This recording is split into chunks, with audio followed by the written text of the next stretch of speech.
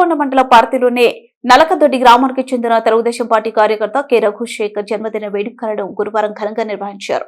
ఈ కార్యక్రమానికి ముఖ్య అతిథులుగా నలకదొడ్డి టీడీపీ గ్రామ అధ్యక్షుడు బత్తిన రాజశేఖర్ పాల్గొని అభిమానులు కార్యకర్తల మధ్య కేక్ కట్ చేసి సంబరాలు జరుపుకున్నారు.